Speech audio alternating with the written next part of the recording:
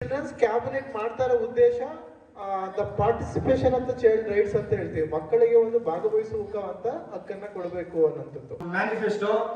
So ನಾವು ಗೆದ್ದಾದ್ಮೇಲೆ ಏನೆಲ್ಲ ಮಾಡ್ತೀವಿ ಅಂತ ಇದ್ರಲ್ಲಿ ಬರ್ದಿದ್ದೀನಿ.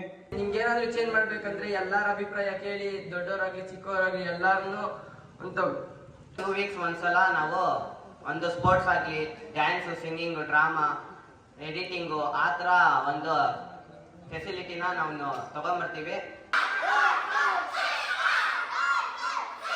ತುಂಬಾ ಖುಷಿ ಆಗ್ತಿದೆ.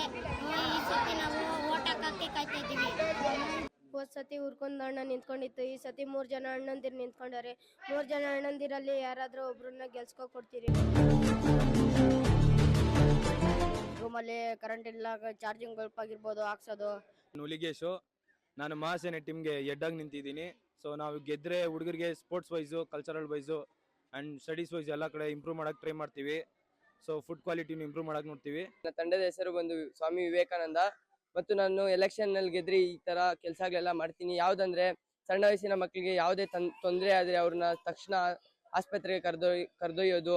ಮತ್ತೆ ಊಟದ ಮೆನ್ಯೂ ತುಂಬಾ ಮಕ್ಕಳಿಗೆ ಇಷ್ಟ ಇಲ್ವಂತೆ, ಅದನ್ನ ಕ್ರಾಸ್ ಚೆಕ್ ಮಾಡಿ ಎಲ್ಲರ ಅಭಿಪ್ರಾಯ ಕೇಳಿ. ನಮ್ಮ ಪಕ್ಷದ ಹೆಸರು ಛತ್ರಪತಿ ಶಿವಾಜಿ.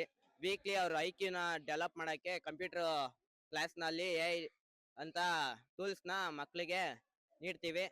ಓಟ್ ಹಾಕಿದ್ದೀರಿ, ಇದು ನಮ್ಗೆ ತುಂಬಾ ಖುಷಿ ಆಗ್ತಿದೆ. ಯಾರು ಲಾಸ್ಟಲ್ಲಿ ಓಡಿರ್ತಾರೆ ಕಾಯ್ತಿದ್ದೀವಿ.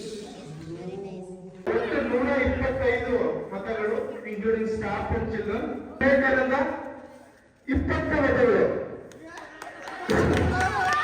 ಮಹಾಸೇನೆ